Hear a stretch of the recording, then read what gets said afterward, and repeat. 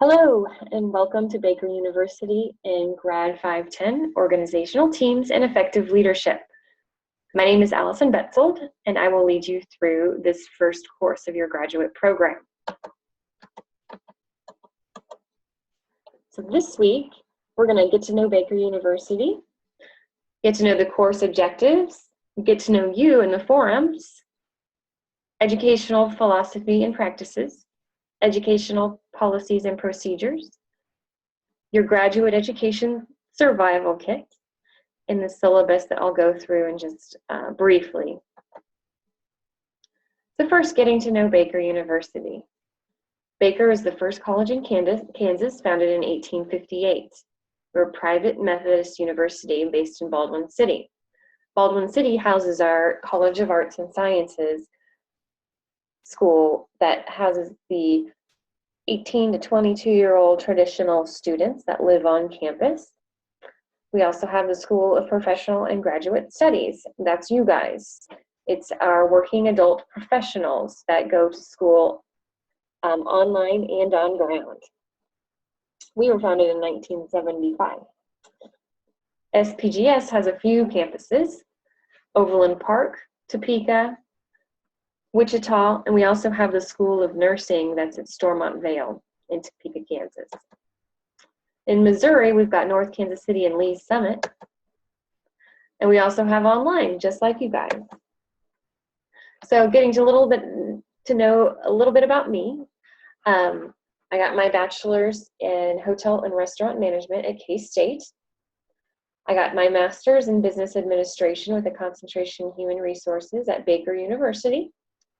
I did that in what's called a flex program, where most of it was online, and we did meet every so often in a classroom on the weekends. And we no longer have that program, but I feel for you guys working online, because I did it for 2 years as well. My professional experience, after graduating K-State, I did work in the restaurant industry for a while. I did some back of the house and front of the house management.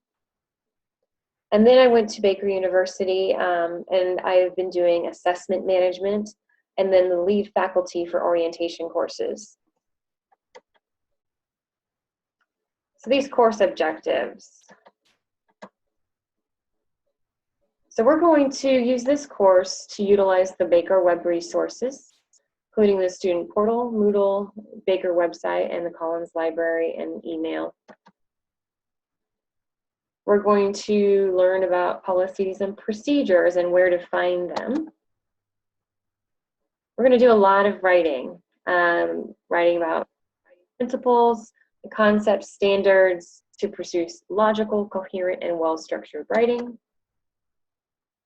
We're also going to do some self-assessment and work on group dynamics and team building concepts.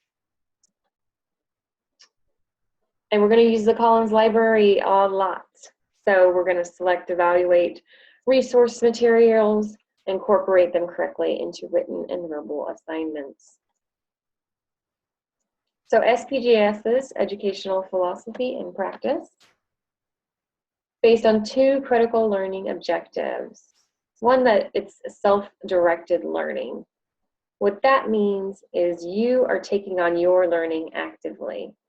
Students are expected to seek answers to their questions, identify and develop resources to address their concerns, and take charge of your own learning. So because this is an accelerated learning, we expect you to immerse yourself in each of these courses. What you're going to be doing is learning something in class and then taking it back to your workplace and applying that learning. And that way you're going to retain that learning and hopefully develop others around you. We can't do that type of learning in an accelerated program without your cooperation. That's why we also emphasize collaborative learning. So we place an emphasis on group learning to develop team management skills in the workplace as well as in the educational experience. I'm not going to read this word for word, but basically it says You work in teams because many of your classmates excel at things that you don't excel at, and vice versa. You guys are going to help each other and teach each other as well. So the instructor isn't going to be just lecturing at you. You guys may take hold of a concept and teach it to your class, or you may listen to one of your students' presentations and ask questions about them and what they do in their workplace. All right. So forming small groups. So this class is to get to know each and every one of you. You're going to do that by forums and discussions. Figure out who you work well with, who has skills and abilities that complement yours, who might teach and support you. Keep in mind, though, this class is a blended class. So we've got MBA students. We have Masters of Organizational Leadership students. And we also have the Masters of Science and Sports Management students. So after this class, you are going to go off into your other programs. So keep that in mind. You'll constantly be having new students form or come into your classes, and keep those communication lines open as you go from class to class. So in this class, we do have one small group assignment. It does require some collaborative learning, and it requires it outside of class. So at the end of the class 3, the week 3, I'll assign you into groups. I will say that groups will receive different grades for collaborative team projects. Like individuals could receive a different grade than some of their group members. There is a aspect at the end where you have to write your own summary and evaluation. So don't get discouraged that this first group assignment may not work out exactly perfectly, but that's okay. It's a learning experience. I'll go more into that when I do a syllabus overview. So our educational philosophy and practice. So time management, one of the first things you're going to do is make a time management plan.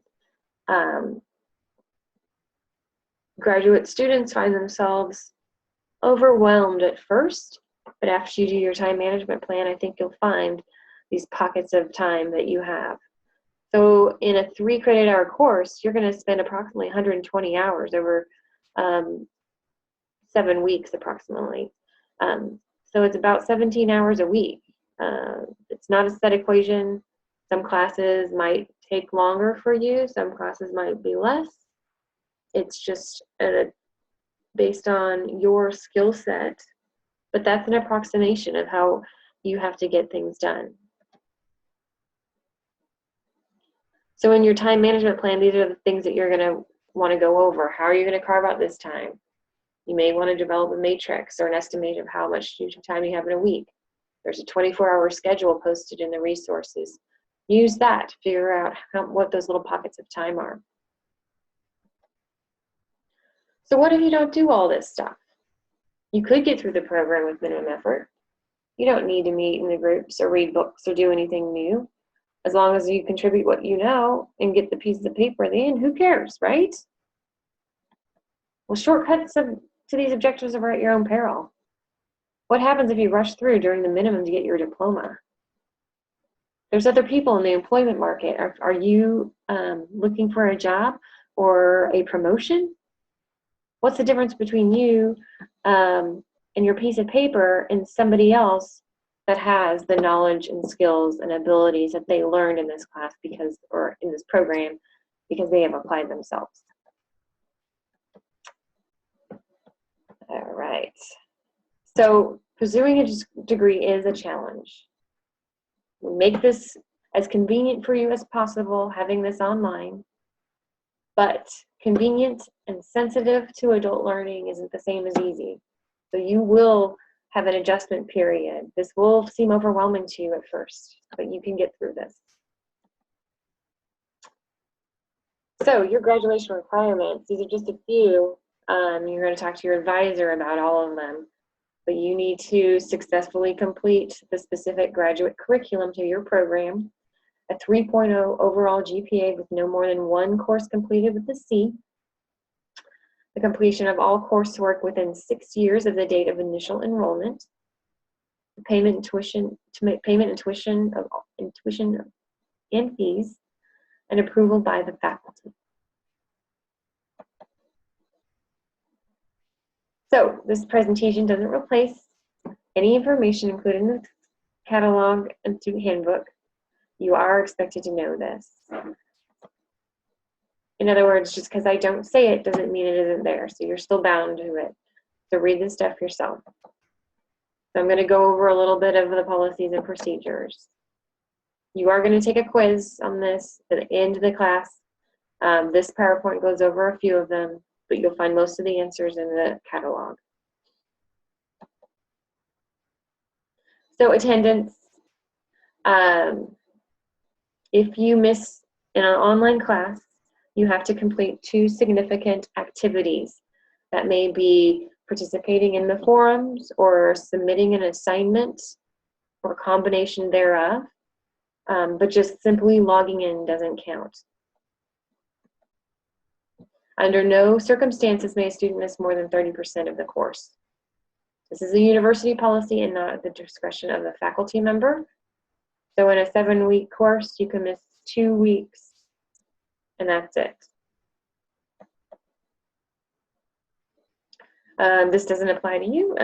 You're online unless there, for some reason, it's a huge outage, it won't get canceled. So, but if you do take an online class, there is cancellation policies in place for, on ground for on-ground courses. So individual course withdrawal and or program withdrawal, you need to contact your advisor and financial department immediately. It must be made in writing, but email is okay. The effective date is the date written on the notification that it's received by Baker University. After 50% completion, you have to be assigned a WP or WF, which factors into the GPA. If you withdraw from the course prior to the first class session or the first week, you get 100% back.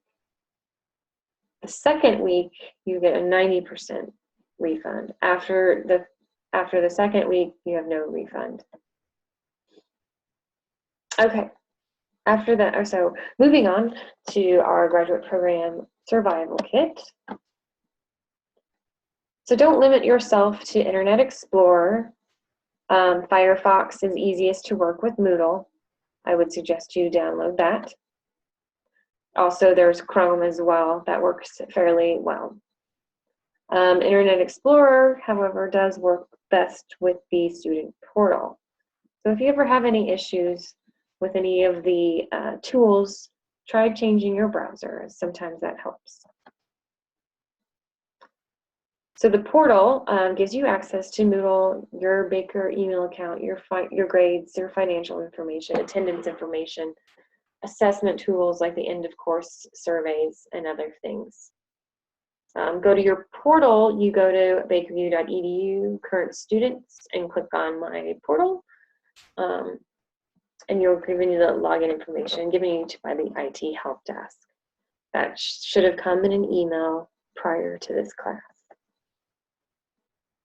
So grades are available immediately once posted by the instructor. The faculty are expected to post grades within 8 days of the end of the course. So if it hasn't been 8 days, I wouldn't contact anybody. After 8 days, feel free to reach out. So accessing your grades, you're going to go to your student portal, click on academics and transcripts, click on the unofficial transcript, and a PDF will pop up. Alternately, you can go to the academics tab and grades and choose the term you wish to see a quick view. Email, your student email. Most correspondence comes from the university, comes to your student email address. So it is the only email address that faculty know and which to contact you. all of your news forums, all of those things will go to your student email. So check it often. I'm not going to go through everything. You just need to be sure and check your email. So again, this all should have come to you through the IT help desk in an email. This first one was sent to your personal email address. That's how you get into email. In the library, you go to Baker University, click on library. You need to enter your Access Baker credentials, which again should be the same as your email login information. So as you've seen from the syllabus, there are some peer review articles assigned for this class. You'll have to access the library to get these. All right, and I'll show you, you'll know how to get in Moodle, but I'll give you a tour of Moodle in just a second. All right, the syllabus, surviving your first class. All right, so instructors will generally hit the high points with you during the first class, but we'll expect that adult master students are capable of reading the syllabus. The syllabus is the rule book, the final word on all of assignments and standards. It's the contract between you and the instructor regarding expectations for the course. All syllabi will be available to you 2 weeks prior to the start of the course. So look for the course link in your Moodle dashboard, and the syllabus will be there. This first class was the only exception to that. So in my other presentation, I will share the syllabus with you. Oh, there's another thing. So be sure you have all assignments